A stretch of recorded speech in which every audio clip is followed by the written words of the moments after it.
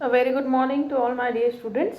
आज की क्लास में हम employees provident fund and miscellaneous act 1932 का पार्ट 2 पढ़ रहे हैं। लास्ट क्लास में हमने स्कीम्स पढ़ी थी जो इस एक्ट के तहत आती है। 3 स्कीम्स हमने पढ़ी थी। अभी आज हम पढ़ रहे हैं कि उन स्कीम्स को एडमिनिस्ट्रेशन, उनका प्रशासन की जो योजना है वो कौन प्रशासन उनका करता है।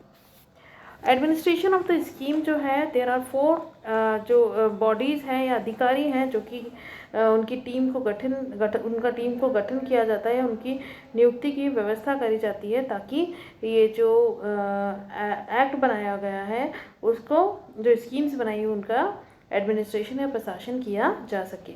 पहला आता है केंद्र बोर्ड जिसे हम बोलते हैं सेंट्रल बोर्ड। सेकंड है एग्जीक्यूटिव कमेटी जिसे हम बोलते हैं कार्यकारिणी समिति। थर्ड है राज्य बोर्ड जिसे हम बोलते हैं स्टेट बोर्ड। एंड फोर्थ है अधिकारीगण जिसे हम बोलते हैं ऑफिसर्स। पहला हम ले लेते हैं सेंट्रल बोर्ड। सेंट्रल बोर्ड क्या है? इसमें सबसे पहले सेक्शन 5A एंड 5C के प्रोविजंस फॉलो किए जाते हैं। केंद्र सरकार द्वारा गठन किया जाता है सेंट्रल बोर्ड को, जिसे हम न्यासी बोर्ड ऑफ ट्रस्टीज का गठन करते हैं और इसे हम केंद्र बोर्ड के नाम से जानते हैं। बोर्ड एक समावेशित संस्था होती है जिसको इस प्रकार जो नियुक्त बोर्ड है वो एक समावेशित संस्था माना जाता है। इसमें इसका एक निश्चित नाम होता है और उसके साथ साथ इसको अविच्छिन्न उत्तराधिकार प्राप्त होता है। इसके पृथक अस्तित्व होता है और इसकी एक कॉमन सील होती है। और बोर्ड के अंदर यह बोर्ड अपने नाम से दूसरे इस पर बात प्रस्तुत करने का राइट रखते हैं अंडर सेक्शन 5C।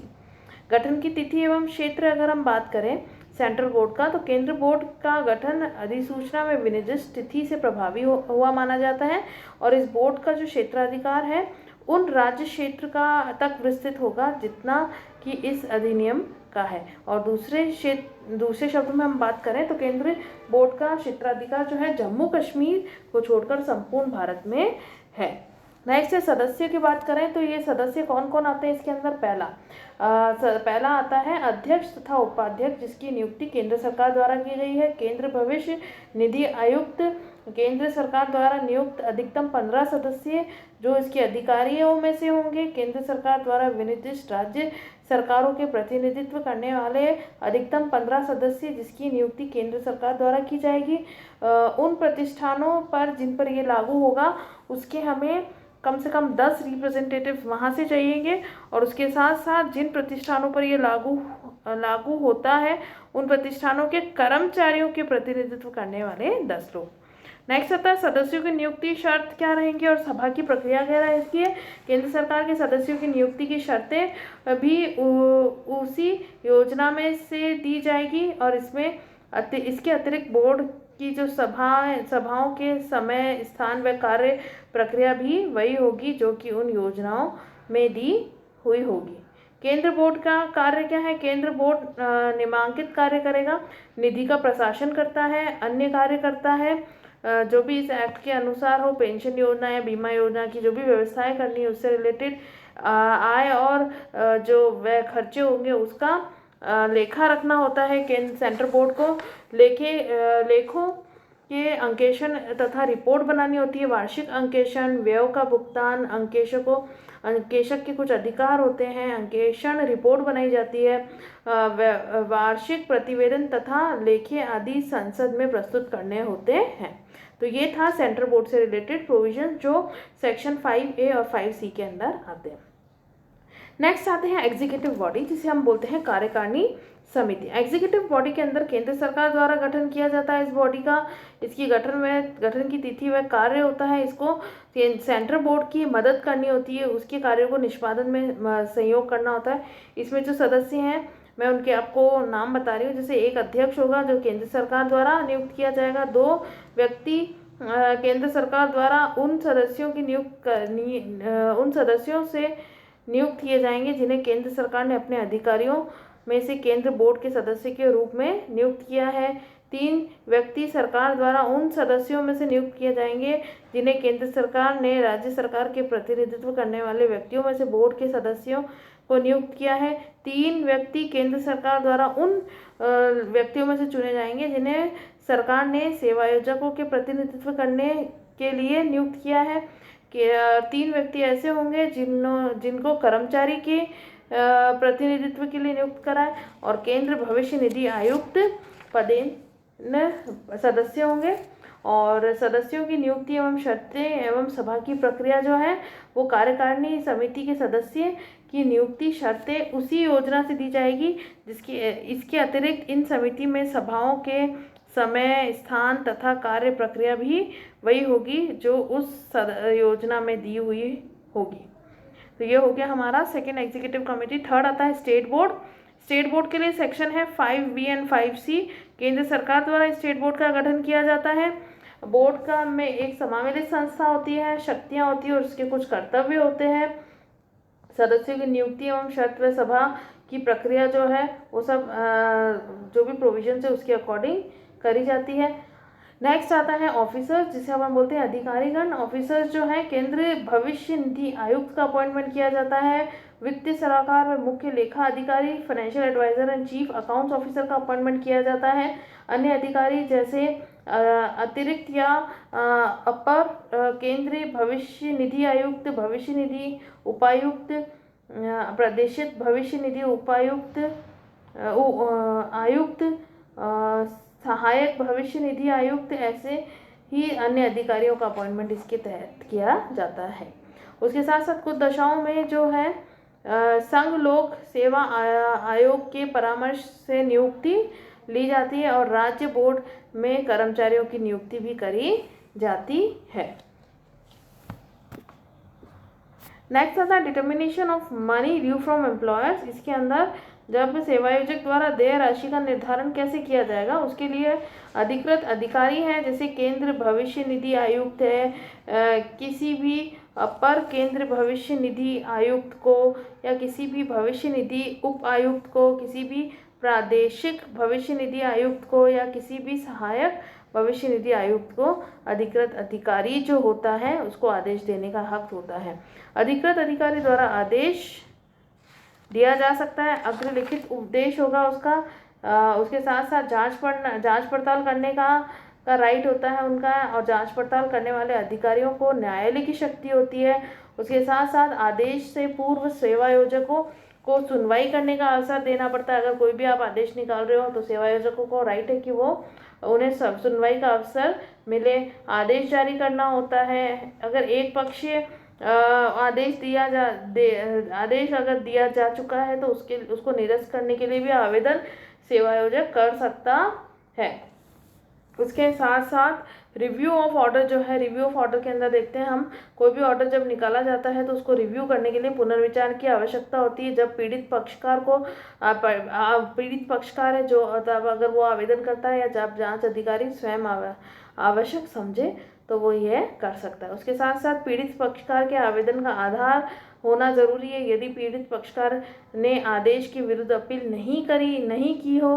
सेकंड, यदि उसे किसी ऐसी नई या महत्वपूर्ण बात या साक्ष्य का पता चला हो कि वह उचित श्रम व प्रयास करने के उपरांत भी उसकी जानकारी में नहीं था या उसे आदेश जारी करने से पूर्व प्रस्तुत नहीं कर सका था, तो उसके वो आधार होना चाहिए। यदि अभिलेख की प्रकट रूप से किसी गलती या भूल के कारण आदेश जारी कर दिया गया है या किसी अन्य उचित कारण के आधार पर, तो ये आधार होना जरूरी है। उसके बाद आवेदन प्रारूप एवं विधियों के आवेदन करने का पूरा एक प्रारूप होता है और एक रीति होती है जो कि प्रस्तुत करनी जरूरी है। आवेदन की अस्वीकृति या स्वीकृति होगी, उसके बाद उस पर पुनर्विचार के आवेदन को स्वीकार करने के विरुद्ध अपील नहीं की जा सकती है। इसके बाद वो वापस अपील नहीं कर सकता है। फिर आता है इसके अंदर recovery of money due from employer. Employer से हम कैसे रिकवरी करेंगे? वसूली कर योग्य राशियाँ जो है हमें पहले ये देखना पड़ेगा कि किसी भी प्रतिष्ठान के सेवायोजक से निम्नलिखित निम्नांकित प्रकार से देय बकाया राशि को वसूल किया जा सकता है। कर्मचारी भविष्य निधि या बीमा निधि के संबंध में देय अंशदान की राशि अगर उसकी है। केंद्र भविष्य निधि आयुक्त निर्धारित श्रम क्षतिपूर्ति की राशि है। किसी अन्य भविष्य निधि के लिए संचित अंशदान की राशि है, किसी छूट प्राप्त प्रतिष्ठान की छूट निरस्त करने के कारण संचित अंशदान की राशि या अन्य अधिनियम के प्रकार कोई भी ऐसी राशि उसकी देय हो। फिर है ब्याज। इस अधिनियम में किसी भी योजना के अधीन देय राशि पर सेवायोजक को 12% या योजना की विनिर्दिष्ट उचित दर पर साधारण ब्याज देना पड़ता है। सेवायोजक द्वारा ठेकेदार से वसूल करना किसी ठेकेदार के द्वारा या उसके माध्यम से नियुक्त किसी कर्मचारी के संबंध में सेवायोजक द्वारा इस अधिनियम के अनुसार प्रदत्त या देय किसी अंशदान या कोष के प्रशासन व्यय की राशि उस ठेकेदार से वसूल की जा सकती है। ठेकेदार द्वारा कर्मचारी से वसूल की जा सकती है। उसके साथ साथ सेवायोजक के अंशदान की कटौती ना करना। कभी भी कोई अनुबंध के अभाव में अगर कोई भी ठेकेदार कर्मचारी की मजदूरी आदि से सेवायोजक के अंशदान या कोष का प्रशासन व्यय की कटौती नहीं कर सकता है। अब आता है मोड ऑफ रिकवरी।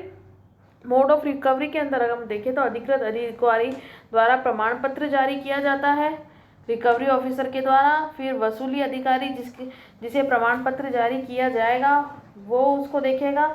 उसके बाद प्रमाण पत्र की वैधता तथा उसमें संशोधन किया जाता है। प्रमाण पत्र के अधीन कार्रवाई पर रोक लगाई जा सकती है। फिर वसूली की विधि होती है जो फॉलो करनी पड़ती है। वसूली के अन्य विधियां जो है वो भी ध्यान में रखी जा सकती है और उसके साथ साथ आयकर अधिनियम के विषय के कुछ प्रावधानों को लागू करना होता है। नेक्स्ट आता है employees provident fund appeal tribunal, appellate tribunal. केंद्र सरकार द्वारा ये जो है बॉडीज को इसका गठन किया जाता है। शक्तियां, कार्य व अधिकार क्षेत्र होते हैं इसके, सदस्य एवं उसकी योग्यताएं होती हैं, कार्यकाल होता है, इसमें पीठासीन अधिकारी होता है उसकी जो है 62 साल की उम्र। ये दो चीज़ें होती है, या तो कार्यकाल पे 5 साल होता है उसका कार्यकाल, या तो तब या उसके 62 साल की उम्र हो जाए तो उसका कार्यकाल समाप्त हो जाता है और अब अपने पद से जो है वो त्याग पत्र भी दे सकता है। उसके साथ उसे राष्ट्रपति चाहे अगर उसको ने कोई मिसबिहेव करा हो या उसने कुछ इनके पास उसकी क्षमता के बाहर जाके उसकी क्षमता से बाहर जाके उसने कोई कार्य करा है तो राष्ट्रपति उसको आदेश देकर उसके पद से हटा सकता है। रिक्त स्थान की पूर्ति जो है वो यदि कोई किसी कारण पीठासीन अधिकारी को हटा दिया जाता है तो केंद्र सरकार के पास पावर है कि वह रिक्त स्थान की पूर्ति कर सकती है। वेतन भत्ते तथा सेवा की शर्तें जो पीठासीन अधिकारी होगी तो जो जिसने भी सरकार ने उसको नियुक्त करा है वो डिसाइड करती है उसकी शर्तें क्या रहेगी। अधिकरण के कर्मचारी, केंद्र सरकार किसी अधिकरण के लिए आवश्यक अधिकारियों तथा उन कर्मचारियों की प्रकृति तथा श्रेणी निर्धारित करेगी तथा उसे उपलब्ध कराती है। गठन के दोष प्रभावहीन अगर कोई केंद्र सरकार द्वारा नियुक्त किसी भी पीठासीन अधिकारी की नियुक्ति पर किसी भी रीति की कोई प्रश्न उठता है तो इसी प्रकार किसी अधिकरण के गठन में रहे किसी भी दोष के कारण भी उस अधिकरण की कार्रवाई पर कोई प्रश्न नहीं आता है। नेक्स्ट आता है appeal to tribunal and its procedure. अब जब कोई भी व्यक्ति अपील करता है ट्रिब्यूनल से, अधिकरण को अपील करता है उसकी प्रक्रिया क्या रहती है। सबसे पहले पीड़ित पक्षकार द्वारा अपील करी जाती है। अपील की प्रक्रिया होती है और उसकी शक्तियाँ होती है उसको ध्यान में रखना होता है। अधिकरण तथा उस पर कार्रवाई करने की प्रकृति होती है। अपील स्वीकार करने की शर्तें होती है। स्वयं का वकील की सहायता से उस अपना पक्ष प्रस्तुत कर सकता है। हो सकता है वो व्यक्तिगत रूप से ही अपना पक्ष प्रस्तुत कर रहा हो व्यक्ति। अधिकरण के आदेश अधिकरण जो है अधिकरण अपील के पक्षकारों को सुनवाई के अवसर देने के बाद अपील किए गए आदेश के संबंध में निम्नलिखित में से कोई भी आदेश जो कि उचित समझे वह दे सकता है। उस आदेश की पुष्टि करना, उसमें परिवर्तन करना, उसे निरस्त करना, ये केंद्र सरकार के अधिकरण अपील के पास पावर होती है। फिर है आदेश है संशोधन करना है तो वो संशोधन जो भूल से या गलती से कुछ अगर हो गया है तो उसमें संशोधन किया जा सकता है। आदेश की कॉपी भेजना, उसकी प्रति भेजना, अधिकरण अपने प्रत्येक आदेश की प्रति जो है वह उसके पक्षकार को भेजेगा और आदेश अंतिम होगा। जो अपील प्राधिकरण के आदेश है वो अंतिम आदेश माना जाता है और इसको किसी भी न्यायालय में प्रश्न इसके अगेंस्ट नहीं किया जा सकता है। अब आपका जो इम्पोर्टेंट क्वेश्चन बनता है वो है discuss the provisions of the act with regards to the following: central board, executive body, state board of officer. ये सारी जो बॉडीज़ हैं आपको इसकी जो एडमिनिस्ट्रेशन के जो प्रोविजंस हैं आपको वो इसके अंदर लिखने हैं। Thank you so much.